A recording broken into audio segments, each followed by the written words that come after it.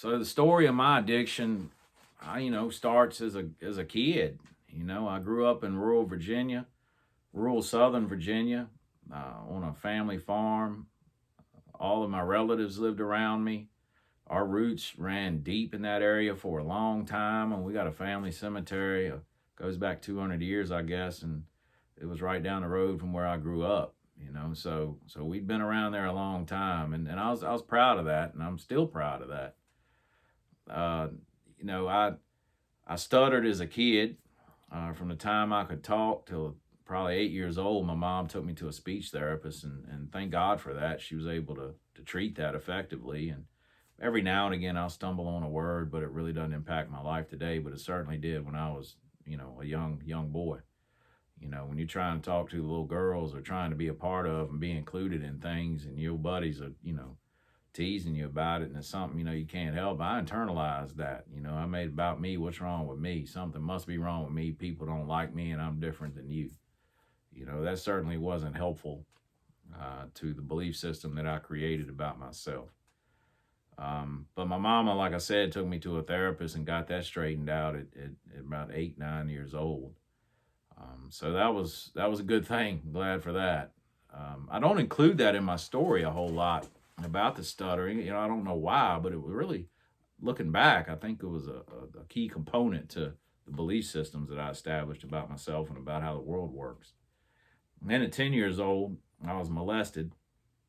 And, I kept that a secret from the time I was 10 years old until I sobered up at 36. So for 26 years, that dictated every thought and every action that I took in my life, whether it be conscious or subconscious. And I went through the world trying to prove that I was a man. I went through the world feeling like I was a fraud, that I was a fake, that I must not be a real man because I allowed that to happen to me. Well, I was 10 years old. There's nothing I could have done about that at that time. But you can't tell a kid that. But today that has absolutely no power over me. I treated that and dealt with that and healed from it once I sobered up. And I'll tell anyone, it has no power over me. I harbor no ill will to that individual. I have no resentment towards them whatsoever. And I realized that they were dealing with their own demons. And actually, everything that happened to me made me who I am today, and I'm pretty happy with who I am today. So if that's what had to happen, that's just what had to happen. And if I can be of help to someone else that's gone through that, then, so be that too, But first time I got high, I was 12 years old. We was in my grandpa's Christmas tree farm, and my cousins were there, and we're just hanging out in the Christmas tree farm. It was all, dark and covered, and somebody pulled out a joint. And I smoked that joint, and that joint did exactly what that joint was supposed to do. And it put me in a place of comfort. It put me in a place where I was perfectly okay with who I was. I felt a part of, I felt included, I felt funny. And right then, for the first time in my life, where my feet were planted, I was all right. Because before that, I had always wanted to be somewhere else other than where I was. I've always wanted to be somebody else and wanted to be older. I just was never okay in the present in my own skin. And when I smoked that joint, it made me okay being in the present, so that immediately became my solution. I didn't realize it at the time, but the longer I'm sober, the more I realize that's the truth. Fast forward a few years, 16, get my driver's license. I never caused any trouble. I never really got in trouble with the law. I was always respectful, very polite, a likable fella, I believe. I hated school. I'd rather do anything. Hell, I'd have rather gone to jail than go to school, I think. That's how bad I hated it. It's not that I was dumb. I was, pretty smart guy, pretty talented guy, but I just had better things to do than go to school. I never was a big drinker in school or in early adulthood. Alcohol never was my thing. I didn't like how it made me feel, and I didn't like how it made other people act. And so I try to stay away from that as much as possible, in teenage years and early adulthood. It just never was my thing. But marijuana, on the other hand, I loved it. I didn't get high every day as a teenager, but I got high every chance I could. And my family, never thought that I was getting high. I don't know how. They didn't know. I'd come in, eyes looked like, you could blindfold me with dental floss, but they never said a word. Um, 18 years old, I graduated high school by the skin of my teeth. I went to a private school, and I was the only guy in that. Well, I wasn't the only guy, but it was just a handful of us who were rocking long hair and, t-shirts with the sleeves rolled up, and being all rebellious. Still never got in any trouble, but I was in a college prep school, and I got along with everybody, but I still had brought that little feeling of feeling different than the rest of them. I went to Beach Week, graduated, didn't know what I was going to do with my life because my dad had said if I didn't get a 4-year degree, I wasn't going to work for the family business, which was sawmilling and forestry. And came back from Beach Week, and I stayed about a week longer than I was supposed to stay, and came back not knowing what I was going to do. And my dad called me and said, go out to the woods, they're going to show you how to run that machinery. So I went to the woods, and I took to it. I loved it. It validated that belief that, I'm a real man, or I've got to be a real man. I've got to prove to the world that I'm a real man. At that time, it was the second most dangerous job in the world, and that's what real men did. So that's why I went to it. And I thought that's what I was supposed to be doing for the rest of my life. And that's what I'd planned on doing the rest of my life. And, after a while, well, let's back up a little bit. I married alcoholically or addictedly. I call it alcoholism, addiction. It's all the same thing. But and again, alcoholism and addiction, it ain't about the drugs and alcohol. It's about our behaviors. So, my cousin had gotten married and looked like he was having a good time. So I met this girl, and, I was like, when I'm looking at my cousin and looking at how his relationship was going in his marriage, I was like, damn, you know what? I'd like to get one of those. So I met this girl, and 6 months later, I proposed to her. I didn't have any idea who she was. She didn't have any idea who I was. She knew the stage character that I presented, but she didn't know the real me. And I didn't have any idea who she was. But all I knew is I wanted what my cousin had.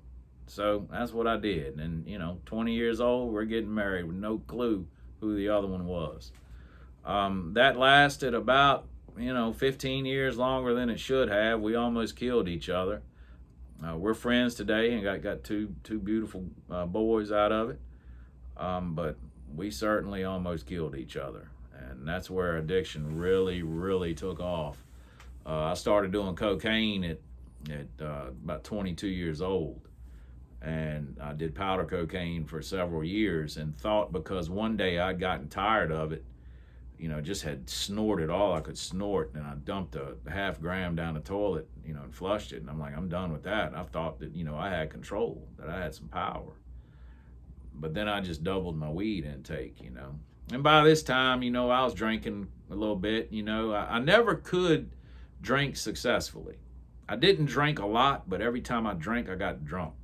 And, I couldn't go in and say, hey, I'm just going to have a couple. I'd sit around the fire or sit around the hunt club or sit around a bar and drink till I got wasted, But weed was my thing for a long time. Then powder cocaine comes in. My outsides looked really well. I'd taken over the family business. And, if you looked at my outsides, I had the house, I had the beautiful wife, I had the vehicles, I had the land, I had the business, I had the toys. Everything looked pretty good, but internally I was coming apart. You can't hold that stage character that you're presenting to the world. You can't hold that together forever. And I didn't. It started unraveling pretty quick. In comes opiates. I'm sitting around the house and my wife has some pills, and I say, hey, give me one of those. And I took them, and man, great day. That put me right where I wanted to be. And I had never felt so comfortable with myself as it was when I first took that pill. Fast forward to that, I quickly became addicted to them. Before I got out of bed to go to work, I'd have to eat 10 pills just to not be sick. I didn't care what was going on in my business or what was going on in the world. I had to have pills before I did anything. And this was, I had to go out and hunt them down and spending all my money in pills. I remember, I'd drive to North Carolina, which was a couple hours away, it was a 2-hour drive just to pick up, a couple of Oxycontin and come back to the house. And see, my mind would always tell me that I'm just going to break them in quarters and eat one and it'd last me about a week. Now, I never had an experience that showed me that. My experience showed me by the time I got back to the house, I'd be out, So I did that over and over again. My wife and I had separated. Look, I'm selfish and self-centered to the core when I'm in active addiction, and sometimes in sobriety too. But I had never honored any vow that I had with my wife, not at all. I mean, I never saw her as an individual. I saw her as, okay, you're entering my world, and we're going to do what I do. I never ran anything by her. I remember one time I went and bought a 26-foot boat and never considered her. Never ran it by her, never asked her, never, and we were supposed to be partners, and that's not how partners show up. And I just pull into the yard with this big-ass boat behind the truck, and she comes out. I'm expecting her to be all happy about, hey, all right, we got a boat. Man, she comes out in tears, and I'm like, what the hell's wrong with you, And just looking back on some of those behaviors that I did, and look, I mean, we're friends today. We get along well. But, I was not a good partner at all in that marriage. Not at all. I ran around on her. I felt like that I could do whatever I wanted to do, that I was a provider. So, had a trucking company that went along with the forestry business, and I would hire you if you were a good cocaine dealer, or could stay up all night doing blow and run the hell out of the truck. And I began doing that. I'd work in the woods during the day, and I'd get a bag of coke and haul wood and haul chips and forest products all night. And you can't do that but so long before things start to blow up on you.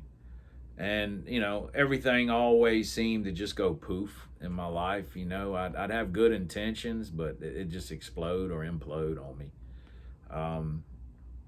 Wife and I, as I was saying, we split up, and I got back together. We had a boy, and I figured that would straighten me out.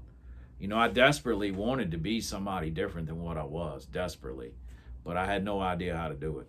I wanted to be a good father. I wanted to be a good son. I wanted to be a good brother and a good productive member of society and a good, well-respected, forester.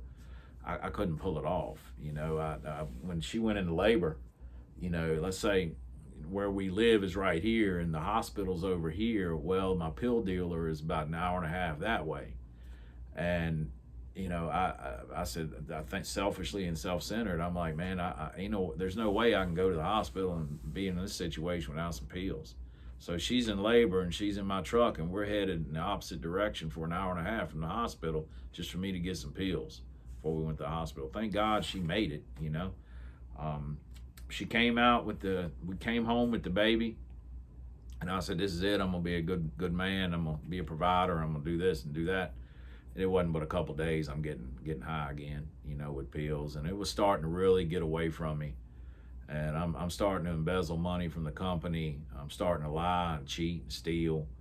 And, if I didn't have pills in my system all the time, I was getting sick, and I didn't want to get sick.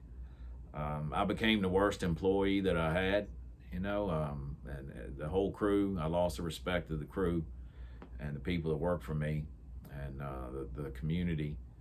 And, then my dad called me one day. I remember I was on the log yard grading logs, and he called me. He said, what are we going to do about this pill addiction? And I didn't know that they had known. I had no idea that they had known, but I don't know how anybody didn't know. I was all gray and pasty and looking rough and, looking crazy. And I said, man, I don't know. I didn't fight him at all on it. I didn't deny it. I just, and I'd been that way with my dad. My dad, when he got straight with me, I didn't give back. I didn't push back a whole lot when he really got down on me, and I said, I don't know, man. So they didn't know what to do, and I didn't know what to do. So they took me to this detox center. It was like a psych unit, and I'm in there just trying to kick some pills. Like, man, the pills are my problem. Just give me off these pills, I'll be all right. And I was in there for 24 hours, and I'm looking around, and this dude's over there looking through the window, licking the window, and this other lady's over there with I'm sitting there with no shoelaces and no belt and nothing. And this lady had her shoelaces, and she's talking about she's hearing voices wanting to kill somebody. I'm like, man, you can get me the hell out of here. I gotta go.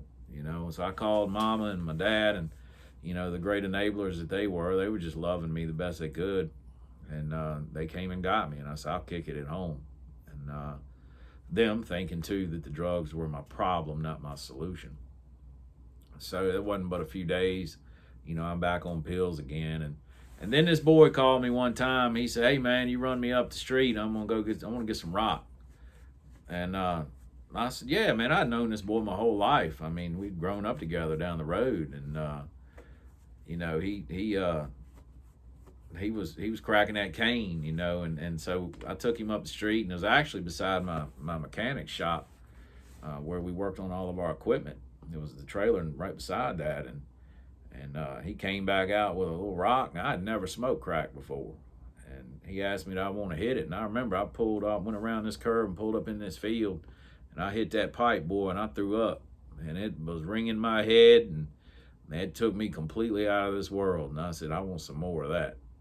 And went back home. And next day, I'm calling him saying, hey, man, let's go get some more of that. Don't you want to go get some more? I got some money. Let's go. And so, in comes crack addiction. And with that comes a whirlwind of terror and frustration and bewilderment and despair. And I had, lost pretty much everything. My family kept bailing me out of financial trouble, and they'd buy a house down the road from them, let me live in there. And, I'm not showing up as a father to my kid. My wife and I are back together at this time. And, now she's smoking crack. I got her on crack cocaine, and it's just a nightmare. It's at no way, shape, or form did it resemble the life that I wanted, nor did it resemble the life 10 years before that. It was absolute terror. And by the end of that, I had broken most laws of man and God. I had, gone in and out of treatment several times. I had attacked a guy with a chainsaw and went to jail for that. I had been busted for cocaine and went to jail for that. I was running with nothing but the local drug dealers in the community, which everybody knew what I was doing. No one wanted to be around me. Dust wouldn't even settle around me. The community had like, man, we're done with this guy. And they didn't see any hope in my sobriety or me getting sober at all. Because I'd been to treatment a couple times. I'd come right back out and do the same old thing. By the time it was over, I was living in a single wide trailer. We had 2 kids at this time, and I couldn't pay rent on that. Trailer had a hole in the floor. I think because we had stolen cable or stolen satellite, and I was unemployable, and was just. I remember my truck was full of garbage in the back. It was just, my life was a mess. I was a mess. And I remember I'd gotten in trouble and had to go to pretrial, and it was in my best interest to make this pretrial appointment, and because that would determine the guidelines of where I was sentenced. And I got up one morning, I say, I'm going to get some milk for this cereal, I'll be right back. And 3 days later I show up, because what had happened, I went and got some milk, and then I didn't get milk. I went and got a 20 bag crack cocaine and said I was just going to smoke that 20 bag. I never had an experience that showed me I could just smoke $20 worth. And I ended up in a tobacco barn stuck smoking crack for 3 days. And I missed that pretrial appointment. So when I get back looking all crazy, I had a warrant for my arrest. And, I was self-destructing, and I had absolutely no answers. And I remember people asking me, my family would ask me, my wife would ask me, so don't you think you need to go to treatment? And I'm like, nah, I'm good. I got this. So, I'd worked myself into a corner where I'd lost custody of my kids, and, for good reason, man. I wasn't a father to them at all at that time. And I wanted to be, and when I promised them that I would never do this again, when I promised them that I wasn't going to leave them again, or I wasn't going to go to jail, or I wasn't going to walk out of their life, I meant it. Like, I meant it from the bottom of my heart. I just didn't have the power to do it. I was in the grips of that addiction.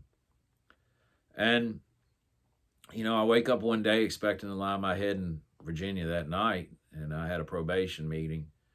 And I went in there. I'd gotten a condom, well, a balloon full of my son's urine, and went in there and put it in my pocket. Went in to give her a clean urine and tell her how good I was doing. She said, "That's all right. Come on back here with me. You got some people that want to talk to you." She took me back, and it was my family and this old interventionist and two deputies, and no one said anything except the interventionist. He said, "You're dying of a cocaine addiction. You either go with me to treatment or you can go to prison today. Which one do you want to do?" And I was so sick that I had to think about it. I had to actually sit there and think about it. My family and everyone's looking at me like I had completely lost my mind, which I had. I'd lost my mind a while back, but they were, looking at me wondering, what the hell is this guy thinking about? There's nothing to think about. I was looking for options. I still thought that maybe I had a couple of options to wiggle my way out of this mess. But I was completely out. I was out of ideas, out of options. And I went to treatment. We got on a plane, landed in Austin, Texas, and ended up in this kind of a last house on the block treatment program for the reluctant to recover, they call. And I went in, and typically every time you went to treatment, or I went to treatment, you take drugs and alcohol out of my system, I'm going to want to find somebody of the opposite sex to put my focus on and distract me from this internal chaos that I was living, and to validate myself. So I'd find the sickest thing in that treatment center, and off we'd go to get well together. And I tried that down at this place because, I just was looking for anything outside of myself to make me feel better on the inside. So tried that at this treatment center, and, there was no end date on this treatment program. They didn't have a discharge date. They said 6 to 8 months. I believe Jesus Christ couldn't have gotten out of there in 6 months. But when I'm sitting there and there's no discharge date, I'm like, man, I'm going to die here. I'll never get out of here. There'll never be an end to this is where I'm going to be, and this is where I'm going to die. That's a hell of a feeling, when you're somewhere that you don't know when you're going to leave, So I tried that with the females down there, and they put me on what's called a no female contact contract for 7 months. I couldn't look at them, couldn't talk to them. If one sat down beside me, I had to get up. And what that did was it left me alone. It left me alone with this. And I still thought that I had some options, though, because I left treatment and called my dad. I walked out of treatment, snuck off in the middle of the night on a Sunday night. And, my wife had come down for a visit. They had visitation. And she came and visited me, and I was making plans, man. I'm like, man, I'm getting out of here. I'm getting out of here, And so I snuck off that night. They do a great thing, which is take your driver's license when you come in. So I didn't have any ID or anything, so I couldn't get on an airplane. And so we were going to rent a car and drive back. I said, man, I'll go do my time in jail. I'll figure something out. I'll go do my time in jail. I just got to get out of here. Well, I had left there and walked out in the middle of the night and went to her, and the great enabler that she was too. She was like, Bonnie and Clyde. And we'd rented a car. We were at Austin Airport. First, I went and called my dad. Said, "Dad, give me a bus ticket, man. I'm coming home." And he's like, "The hell you are. You're not even welcome in the state of Virginia. You can figure it out." Click. And so I went to the airport, and I'm sitting in the rental car, and I'm in the front seat. Wife's in the back seat, and her friend is driving or sitting there in the driver's seat. And my wife hands me, and it had been suggested to me that, when I went into treatment by the people in the treatment center and the people that I was there with, to hit my knees and in the morning and at night. And I'd watch them do it, and I figured they were just trying to get out of there early. Just, like, man, I've done all that, man. I went and got saved. I did all that shit. I'm still smoking crack, man. What are you talking about? He said, man, just hit your knees and pray, help me. And so I did that every day. I'd hit my knees and say, help me. And I didn't know, mainly it was about help me get the hell out of here. Help me get the hell away from here. Help me figure this out.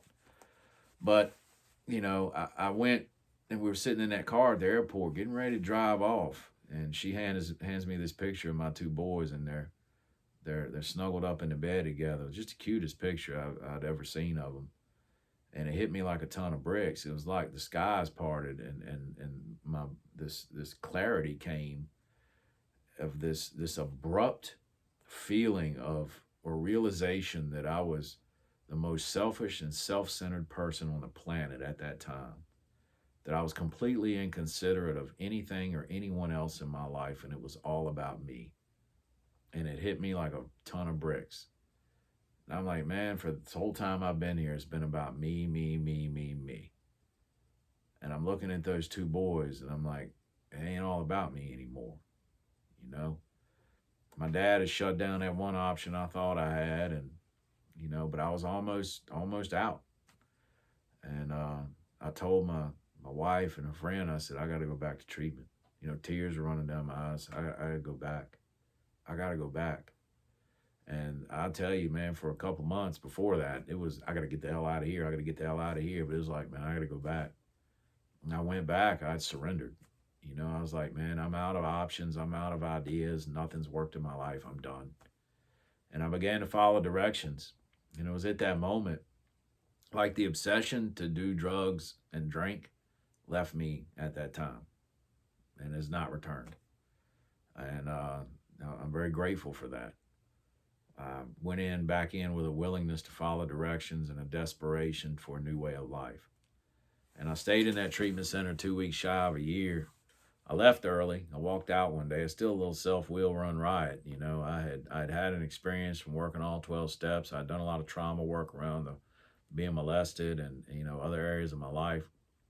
And I'd had a complete psychic change. I just could feel it. I had changed. And I was starting to feel stagnant in that treatment program. So I lined up a sober living in Austin, Texas. My family still didn't want me back.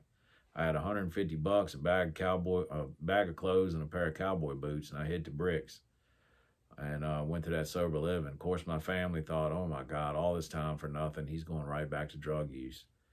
And I knew in my soul that was not going to happen. I knew it. I knew that I'm done. I'm done. I've got to go out here. And lived in sober living, got a job immediately. And that was a good experience because what it did, it showed me humility. I went from running a logging company and a forestry business, and we had, a bunch of contract logging crews cutting for us, and had like 3 of my own logging crews. I thought I was a big deal, and more nothing but a bottomed out crack addict. But to me, I thought I was a big deal. And I went to work on a tree trimming crew in Austin, Texas, and it was 107 degrees. And I was the low man on the totem pole of that crew. I was the only one that spoke English, and I made like $9 an hour, and it was the toughest job I'd ever had. And, I had to go and look, there was no financial support from the family, and that was the best thing that ever happened. They were doing exactly the right thing. I had to make it on my own. I never missed a meeting. I never missed a 12-step meeting. I went into meetings with this thing that the big book had spit to me was, stick close to God, through his will, he'll provide what I need, and that's I just went into that, and it absolutely happened in my life. I went to the Texas Department of Social Services, got on food stamps. I'd never done that in my life, but I had to do what I had to do, and that was humility. Working on that tree trimming crew was humility. And then I got this job on this party bars in Lake Travis, Texas, and everybody that worked on the boat was sober. The crew was sober. People on the boat weren't, but the crew was sober. And that was a great experience. That is where I really realized the freedom and what emotional sobriety gives you, is freedom. I always thought that sobriety was about hiding from the world and isolating and fighting off the urge to drink, because you hear that all the time, about it's a fight every day and it's a battle every day and relapse is right around the corner. And it just wasn't my experience, man. Working on that party bar showed me that I was safe and protected. I was placed in a position of neutrality. It was something I didn't even have to fight off, and I'm very grateful for that experience that I had out there. And I strengthened my sobriety, lived in Austin, Texas for a while. The relationship between my family and I started to rebuild as they started seeing through my actions, not my words, but my actions, that I was on the right track and on the right path and making good decisions and being responsible. The relationship started to rebuild stronger than it was before. And, I started working in a treatment program out in Georgetown, Texas. It just opened up. And they allowed me to, work be a tech. And I worked swing shift and night shift, day shift, all shifts, and I was good at it. They started letting me do some groups. They one time let me do a family group.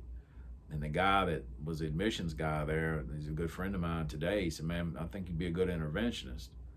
So, I said, "Well, damn, that's kind of what I want to do." Because when I was on the plane with that interventionist headed down to Texas, I was peering through him, through some bloodshot eyes. I said, "Man, I want to do what that guy does one day." I had no idea. I don't remember much about that plane ride to Texas, but I remember that. And here I am today. I went to New York and became trained, supervised, and live in Virginia today. I've got a life of freedom today. I've got two wonderful sons that they're in my life. They lived with me. I've got a career. I've got a good relationship. I've got a great relationship with my family, and I think people can depend on me today. And I'm very, very grateful for every single one of those experiences that I had, and those horrible, horrible experiences that I had, because it's made me who I am today. So I'm not unique. I'm not any different than anybody else. I'm there's nothing special that about me.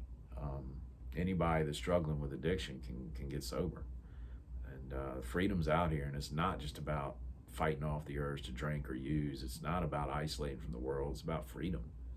And freedom is something that I have today, and I'm very grateful for it. So that's my story. There's a lot more to it, but be here all day with that. So that's about all I got right now.